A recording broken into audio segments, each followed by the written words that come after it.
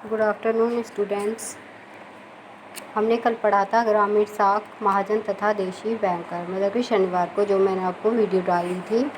Chapter का नाम था आपका ग्रामीण साख, महाजन तथा देशी बैंकर। मैंने आपको समझाया था ग्रामीण साख की आवश्यकता हमें क्यों पड़ती है, क्योंकि हमारी यहाँ की जनता कृषि प्रधान है, तो उनके पास में इतना पैसा नहीं रहता कि वो अपनी सारी चीज़ें स्वयं के पैसे से कर सकें। इस वजह से वो साहूकार महाजन लोगों से लोन लिया करते थे और अपनी फसल को पैदावार किया करते थे पहले टाइम। ठीक है, जो हमारे कृषक हैं वो दो प्रकार से ग्रामीण साख प्राप्त कर सकते हैं, उत्पादक ऋण और अनुत्पादक ऋण के रूप में। उत्पादक ऋण मध्यकालीन, अल्पकालीन एवं दीर्घकालीन 3 प्रकार के देते थे। ठीक है, अनुत्पादक ऋण जो दिया करते थे वो, और हाँ, अल्पकालीन ऋण आपका 9 से 15 या 18 माह के लिए दिया जाता है। मध्यकालीन ऋण आपका 15 से 5 वर्ष के लिए दिया जाता है। दीर्घकालीन ऋण आपका 5 वर्ष से 20 या 25 वर्ष के लिए दिया जाता है। ये मैंने आपको बता दिया था किस किस के लिए दिया जाता है। सेकंड आपका अनुत्पादक ऋण। ठीक है, फिर आपके हैं आपके ग्रामीण साख की पूर्ति के स्रोत। अब है आपका ग्रामीण साख की पूर्ति के स्रोत। जो हमारी ग्रामीण साख है वो उसकी पूर्ति या तो संस्थागत स्रोत से की जा सकती है या गैर संस्थागत स्रोत से। ठीक है, गैर संस्थागत स्रोत जैसे महाजन, साहूकार, व्यापारी, जमींदार एवं सगे संबंधियों से ली जा सकती है। गैर संस्थागत मतलब कि जो इनलीगल तरीके से लोन देते हैं। संस्थागत स्रोत आपके सरकार, सहकारी शाख समिति, व्यापारिक बैंक, क्षेत्रीय ग्रामीण बैंक, ये सब आपके संस्थागत स्रोत के अंतर्गत आते हैं। महाजन या साहूकार, महाजन या साहूकार किस में आते हैं? गैर संस्थागत स्रोत में। किस में आते हैं बच्चों? गैर संस्थागत स्रोत में।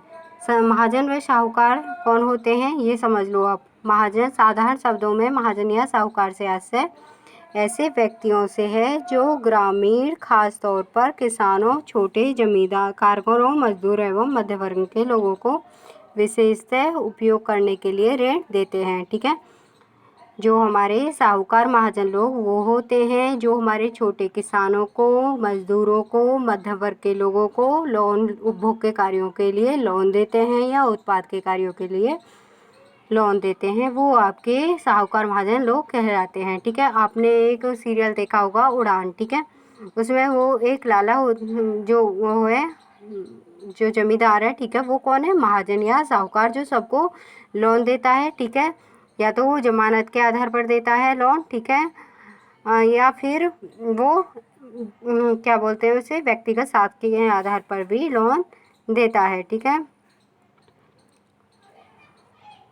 ये ऋण देने के साथ साथ खेती भी करते हैं, खेती का कार्य करते हैं, दुकानदारी भी करते हैं, इसलिए इनको बनिया भी बोलते हैं, देसी बैंकर भी कहा जाता है। क्या कहा जाता है इनको? बनिया भी कहा जाता है एवं देशी बैंकर भी कहा जाता है। अब देखो बच्चों, महाजन या साहूकार का वर्गीकरण। महाजन व साहूकार 2 प्रकार के होते हैं, पेशेवर या व्यवसायी साहूकार या गैर पेशेवर या व्यवसायी साहूकार।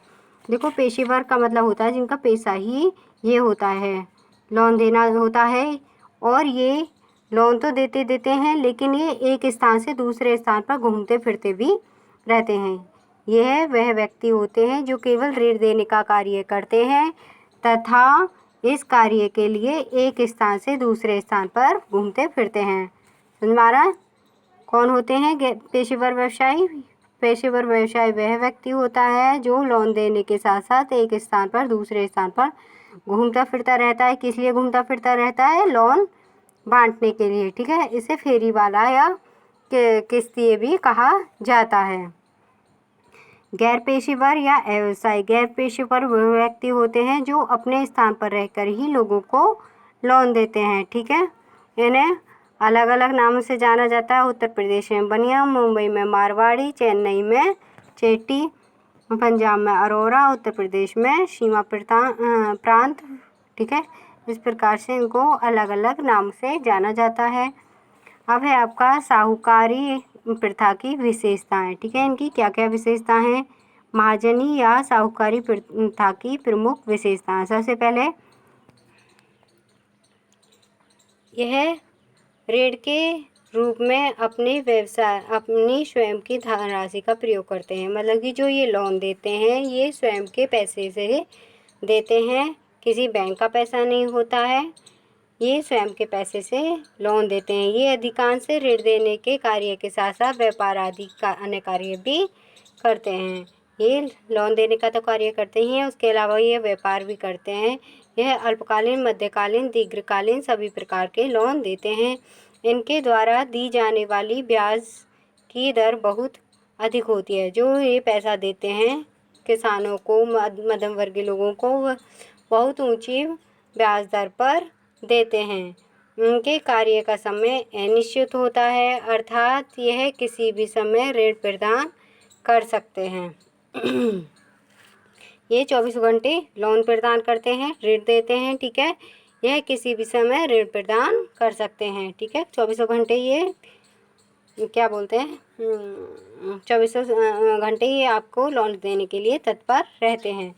यह उत्पादक एवं अनुत्पादक दोनों प्रकार के कार्यों के लिए लोन देते हैं। उत्पादक कार्य कृषि को लिए, अनुत्पादक कार्य जैसे बच्चे की शिक्षा कराने के लिए, चिकित्सा कराने के लिए, शादी कराने के लिए बच्चों की। इस प्रकार से अनुत्पादक और उत्पादक दोनों प्रकार के ऋण देते हैं।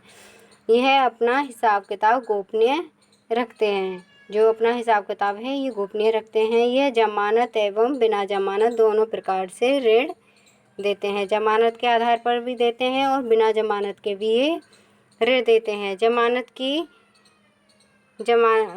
की दिशा में ये जमीन जायदाद, जेवरात, ठीक है, फसल आदि स्वीकार करते हैं। अब है आपका महाजन या साहूकार के कार्य।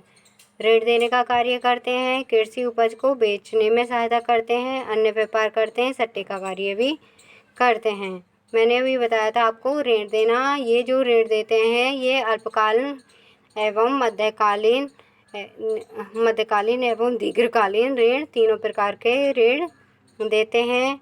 ये उस ऋण को बही खाते में लिखकर रखते हैं, ठीक है। जो बही होती है उसमें अपने ऋण को रखते हैं और ये जो ऋण देते हैं ये कोरे कागज़ पर व्यक्ति के हस्ताक्षर कराते हैं। ये जमानत के रूप में ऋण देते हैं, या तो उसकी ज़मीन को गिरवी रख के, सोने चांदी के आभूषण गिरवी रख के, भूमि या मकान को गिरवी रख के, ठीक है। इस प्रकार से ये जमानत के रूप में ऋण देते हैं। कृषि उपज को बेचने में सहायता करना। ये साहूकार कृषि की उपज को बड़े बड़े शहरों में विक्रय हेतु